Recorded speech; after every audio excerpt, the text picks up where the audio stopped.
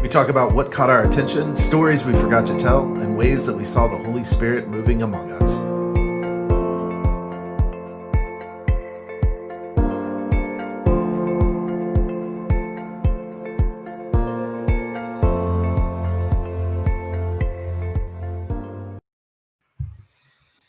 Good morning, friends. Good morning. Hello. It's good And to I'm be with Phil. y'all. I haven't done that in a while. I know you haven't. Glad to have you, Phil. I'm still here. You are. Welcome. Okay. Yeah. No. Welcome everybody. Yo, what a day yesterday, huh? Yeah, if you didn't get a chance to watch worship, you can find it on our Facebook page, on our YouTube channel. You can find my sermon on the YouTube channel, on this podcast feed. We started a brand new worship series entitled Love Local, learning to love God, neighbor, and ourself. And yeah, Baptism of the Lord Sunday, which is another sneaky good Sunday. I was waiting for it. I think, though, if you call every Sunday a sneaky good Sunday, it starts to lose its meaning. It's not every Sunday. It's just all the big holiday ones.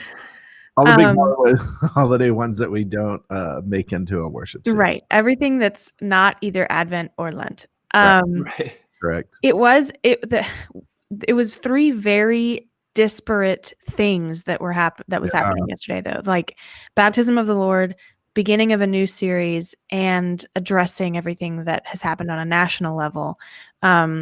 You would not think it would work well to shove all three of those things together, but It wasn't how we planned it. Do what? For We sure. didn't plan to do that. No, we didn't plan to do that. We planned to do two of those three. Right. But yeah, it was a very interesting, but I thought very effective service. And I was really grateful for all of the folks who were engaging on YouTube and Facebook, sharing their thoughts, sharing their emotions, and giving us feedback throughout the whole service. That's always really meaningful. Yeah, definitely. Yeah, there was a lot of comments yesterday, Phil. Yeah. Yes, we had a ton of comments yesterday. I'm the nerdy one who keeps track of all those kind of things, and it was more than double the amount of comments we usually get. So we had 293 engagements. That's amazing. On Facebook. It really is. I mean, it was just people were very, very talkative, and there was a lot of opinions and a lot of thoughts. And but overall, they were very respectful and caring toward each other. Totally. We don't have a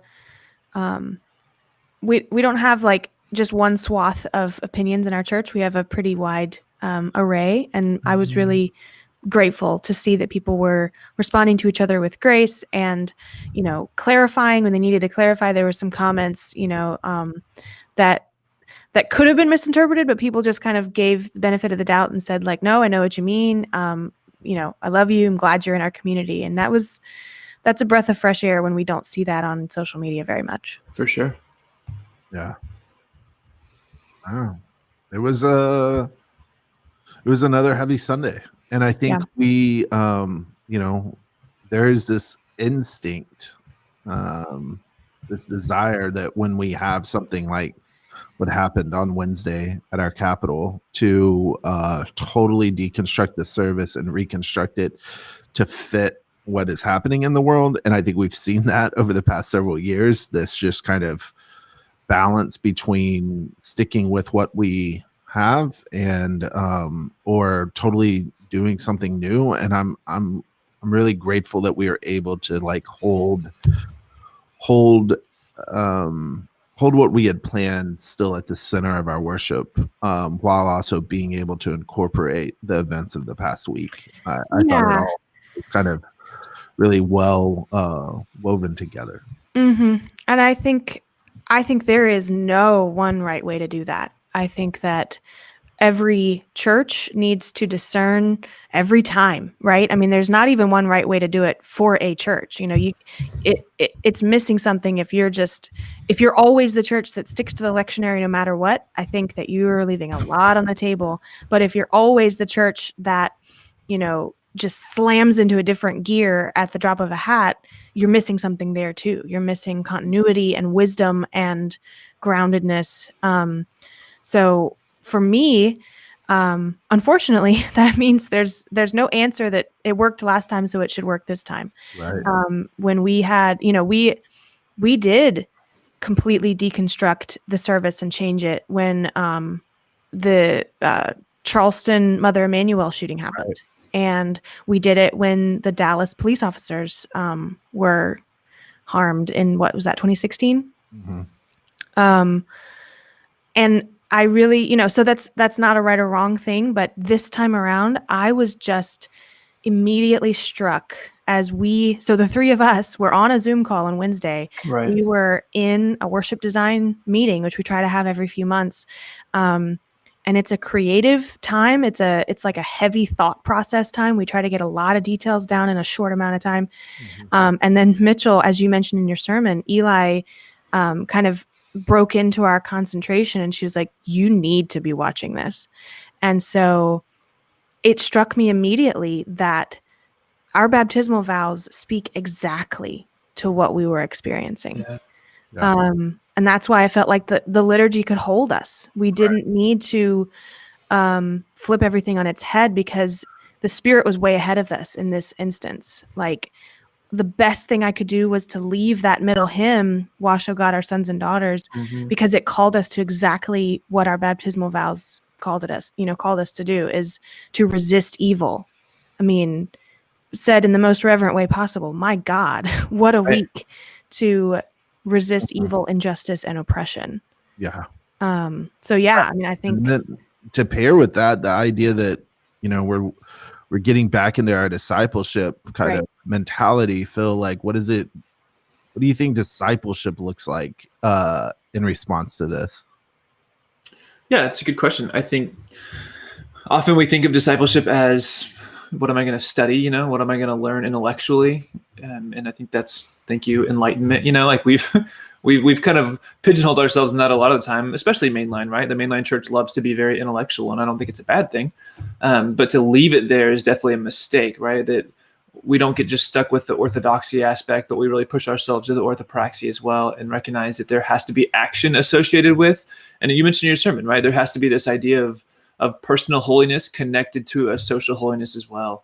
And John Wesley was a real big proponent of, like, if you only have one of those, you have none of them, right? Like they're two sides of the same coin, and you can't leave one without the other. And so I think it really means mobilizing, and it means activity and action and getting to work on a lot of these things. I actually had people reach out to me after the service yesterday and say, I'm ready. Like, just tell me what I need to do. Like, I'd be happy to do this. I'd be happy to do this. And I was like, okay, like, careful what you wish for, because it's coming, like there's a lot of things, and some of it is intellectual stuff, right? Like, before you can act, sometimes you have to do the research and have to learn things to be able to act appropriately and act in a way that really brings about responsible and educated solutions, and not necessarily just solutions, but just productive activities, right? And not doing more harm. And so I think there will be some aspects of study and some aspects of learning, but there's also going to be a lot of aspects, like I was talking with one of our congregants about,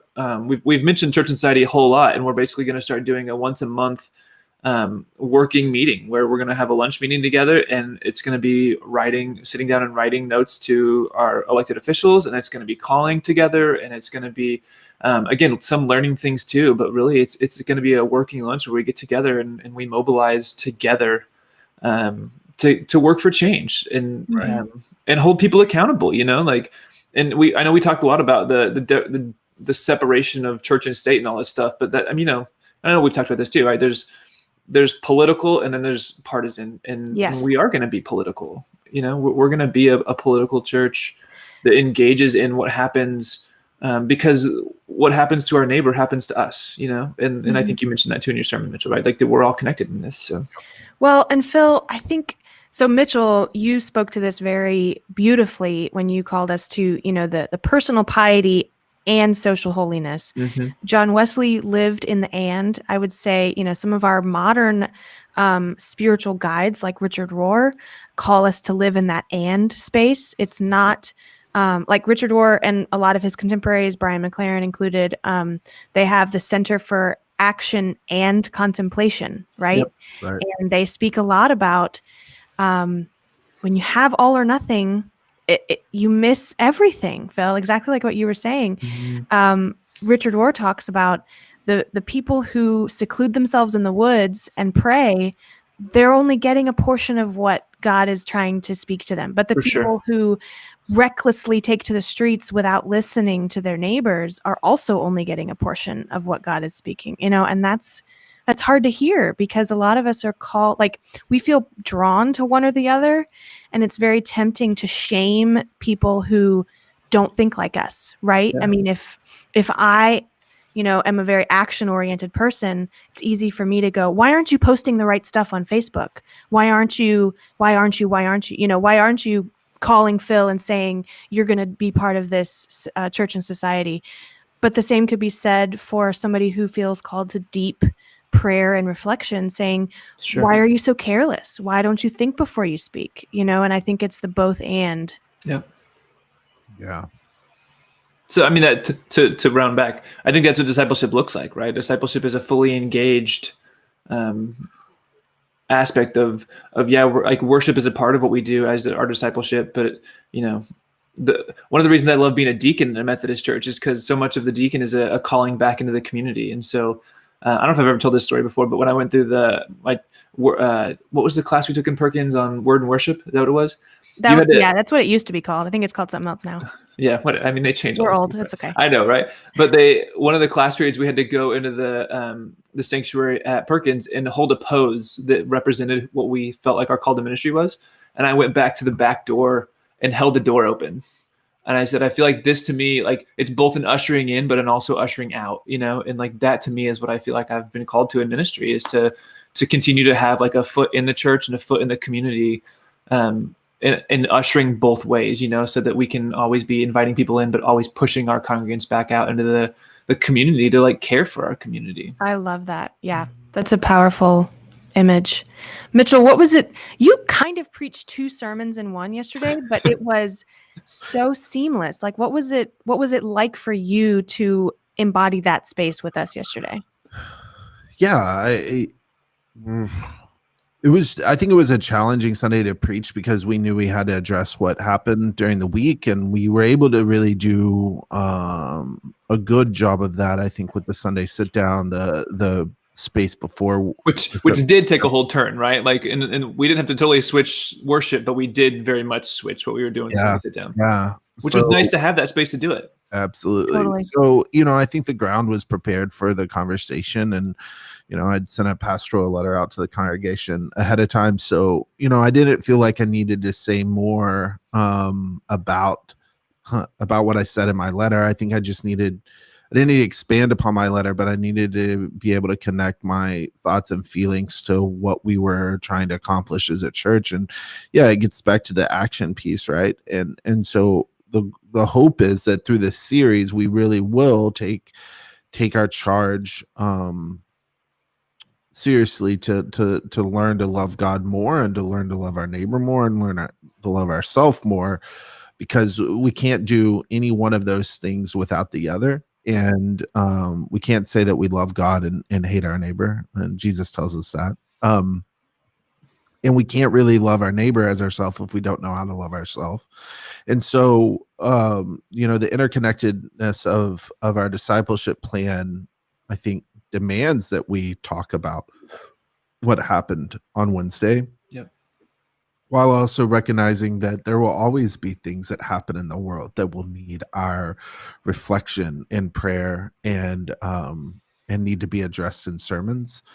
But I want the congregation, especially as I go on paternity leave, to recognize the agency and authority that our congregation has to respond. And I think that it is really important that people in our church recognize that they're gifted and they have all that they need to be faithful disciples of Jesus Christ. We don't have to wait for anything else. We can start that process now. And my hope is that our discipleship plan continues to give people that opportunity to focus on study and service and worship, and then ultimately how we live in community with one another here at the church, but also in our neighborhoods and in our portion of Dallas.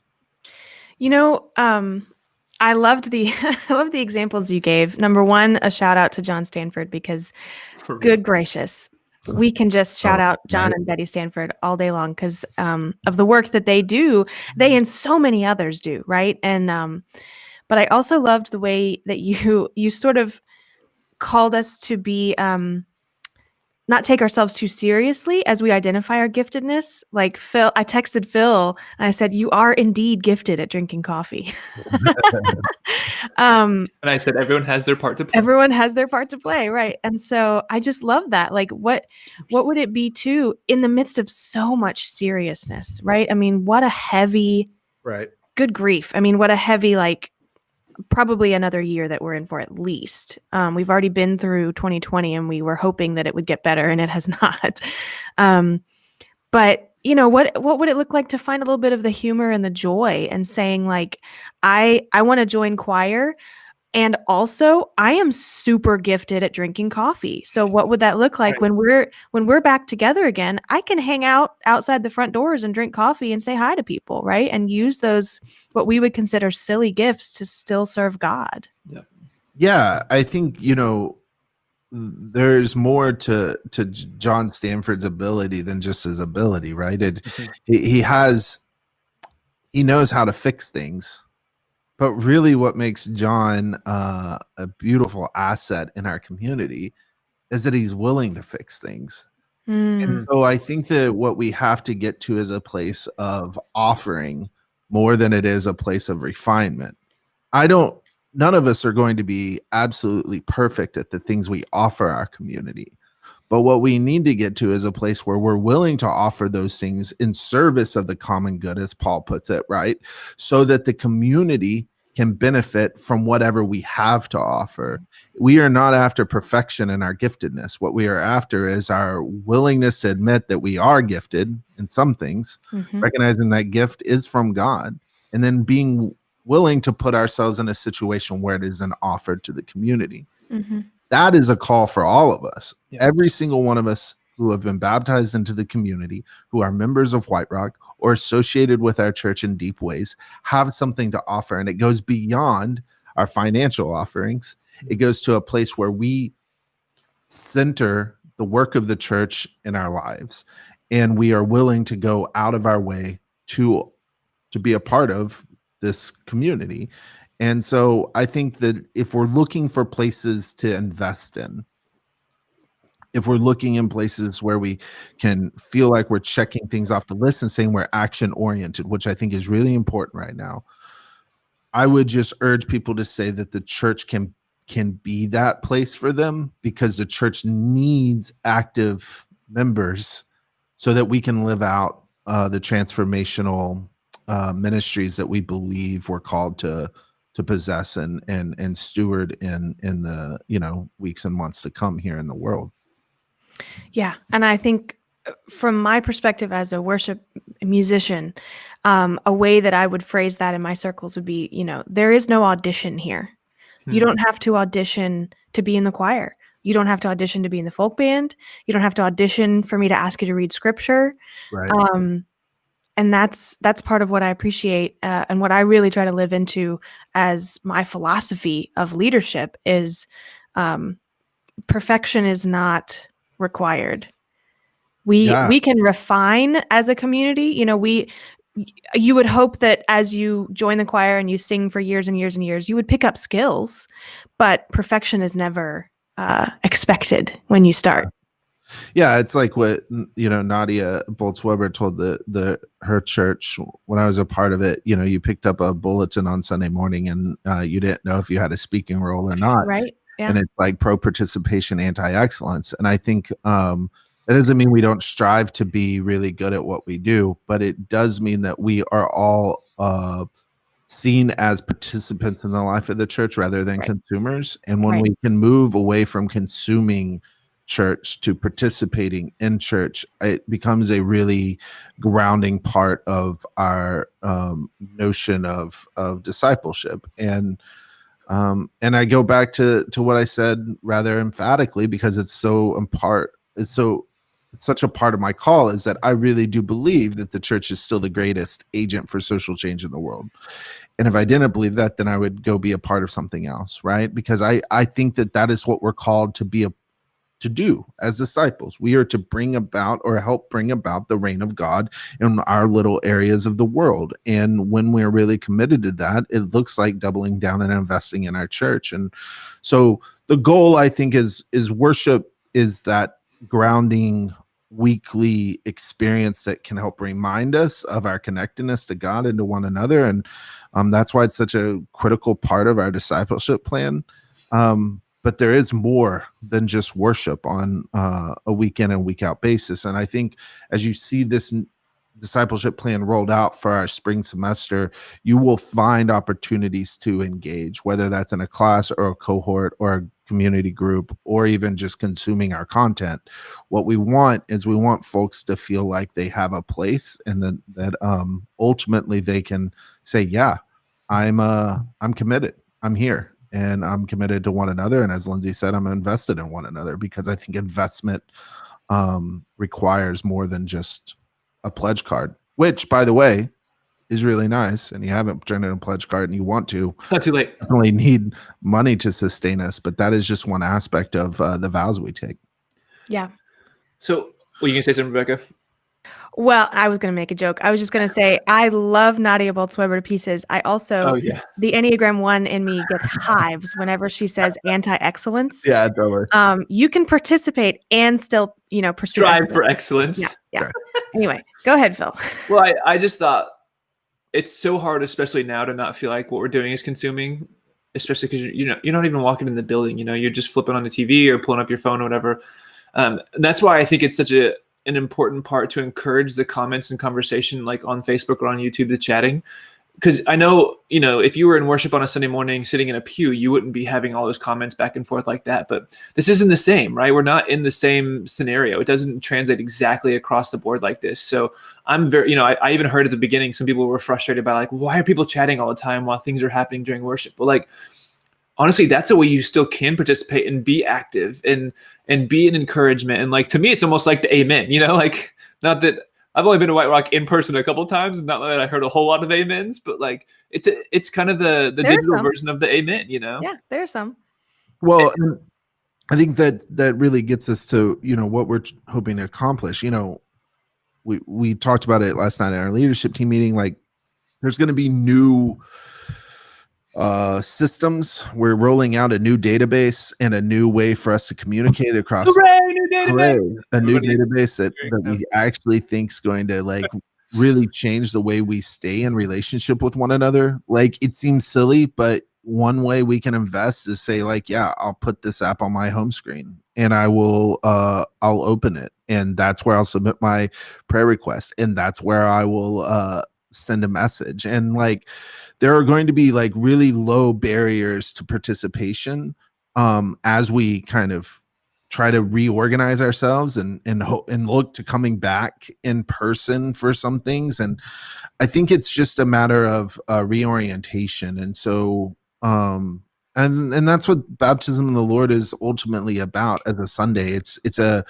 You move so quickly from Christmas morning to Epiphany, and then Jesus is all grown up. Right. Which in some ways is frustrating to me, because I want to spend more in the Christmas season and in an Epiphany. But the truth is, like, there are things to be done now. And the baptism of the Lord is a way for us to be marked liturgically by the call that we all have, so that we can get to work in some regards. And so I love this idea of looking at our baptismal vows as not only a welcoming water that kind of washes over and makes us feel like we're a part of a community, but once we come out, we can't stay underwater forever, right? And once we come out of that water, we recognize we are a new creation, and part of that being new, that newness requires an action. And so it really just worked well this week. I think we lost Mitchell. Well, that's funny. Oh, nope. Okay. Well, we lost Mitchell there mid-sentence. So, yes, Sarah said, who doesn't like a new database? Yes. When it works, we love a new database. That's right. rats. What was I going to say? I was going while we wait for Mitchell to get back in. Yeah. And I think what a perfect thread. I fully plan, just a little, glimpse into my head. I plan to thread this idea of baptism, rebirth, renewal, recommitment, right? Because baptism doesn't always happen at the same time in everybody's lives. Some people get baptized as a baby, some, as a teen, some as an adult. I'm planning to weave this thread through the whole series because I think discipleship is living into your baptism. Yeah. It is being active and contemplative, to worship and to serve, right? It's the and. So what I was thinking yesterday, and maybe Mitchell will get back for this, but even if he doesn't, that's okay. If I'm somebody who's sitting there listening to this and think like, yes, like everyone has a gift. I have a gift. I mean, like, my whole life is a gift, right? And God has gifted me. But I don't know what my gift is. What are your thoughts on that? Like, how do people either try to identify or find their gifts or try to articulate them in such a way that they feel like they can be like put their gift into the body to be this, active part in it? That's a great question. I mean, on a technical level, right, there are gift surveys that we have done before to help you identify in a more concrete way, Right. What your gifts may be, kind of narrow it down. Do you prefer to teach or do you prefer to be behind the scenes, right? Like on stage, off stage, those kinds of more technical either or things that may help you kind of identify. But on a very basic level, I would say, what do you love? Do you, right? I mean, do you love to learn? Do you love to teach? Do you love to sing? Do you love to play an instrument? Do you love to say hi to people? Yeah. And start there. I mean, I always forget who said this quote. Phil, maybe you can help me out. You're good with this kind of stuff. What we really need is not more people who are like seeking out their purpose. What we really need is people who have come alive. So find what makes you come alive and do it. Yeah. And so I would say, if you feel like you want to give something to White Rock or to another church community, what makes you come alive? And then offer that to the community so that other people can come alive as well. Howard Thurman. There you go. Nice job, Dexter. We do have a question though, Phil, that you might want to speak to real quick. Yeah. Which database did we choose? Kathy, good question. We are actually a beta test for a whole new company. It's called Communitas Technologies. And so they're building a database from scratch. And the CEO used to work, he developed Fellowship One, which is Fellowship here in Dallas. It's a big church here. And now that his non-compete is up, he decided to just do his own thing and build a whole one from scratch. And so we had known a couple people, had some mutual friends, and then one of my former coworkers as well is on staff over there. And so they're rolling out basically this whole new product, and we're one of the first ones to get to do it. So welcome back, Mitchell. Don't know. Big sir. What happened? I blame my operating system. Always a good choice. It just started rebooting. Oh gosh. Yeah. Okay. Windows all the way, Dexter says. No, we don't play like that. What'd I miss? Well, we have 1 minute left, but we were talking about our new database, and we were also talking about how to invest your gifts, like how to identify too. Yeah, how to identify your gifts for sure. But yeah, and I also said, Mitchell, right as you were leaving, that this idea of baptism and finding new life is going to it's going to continue throughout this whole series, because I think that in essence ties very well to what discipleship is. It's finding your life in Jesus.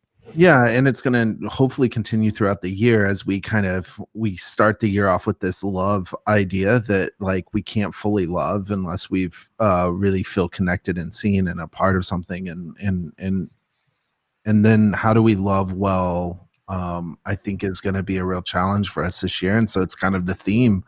Sometimes we pick words for our, to carry us through the year, and I think love is a good one for us. I mean, it's hard to go wrong with that word, right? It's true. Definitely. But it's easy to not get it. I think it's hard. You can't go wrong with meditating on love, but I think it's more challenging than just Sure.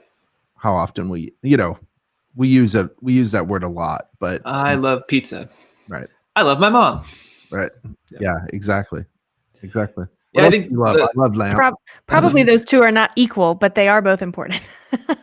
I do really love pizza. No, Mom, I'm just kidding. I love you more than pizza. Yeah, I think the final thought I have on that is if you don't know what your gifts are, then I think you're right, Rebecca. Like, think about things you're really passionate about, what really bring you life, but also like ask people around you. Yeah. Like if you could identify a gift of mine, what would you say it is? Yeah. And reach out to Phil. I mean, Phil is our, he's our minister of discipleship. That's one of the things that he can help you do is to find your way, find a way to engage. So I'm sure there's an app for that. All right, friends. Good work. Big week ahead. Good to see y'all. I will this is my last podcast. Well, not forever. Not forever, but for a while. Yeah. Next you'll be on paternity leave for what, 8 weeks? 6 weeks. 6 weeks. So I won't be with you all for a while. And I will miss you all very much. But I am looking forward to spending some time with my son Declan. Absolutely. Yeah. Aw, Phil, your mom is so cute. Thanks, Mom. Glad to know that you're listening, and I do love you more than pizza. She said, thankful to hear that you love me more than pizza, Phil. Love it. Love it. Awesome. It's good. All right, friend. Bye, friends. Yep. Take care. See you later. Blessings. Take care.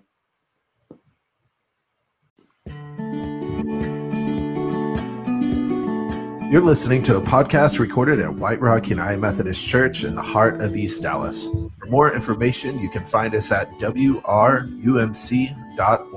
And make sure you stay subscribed to this channel to stay up to date with all of our content.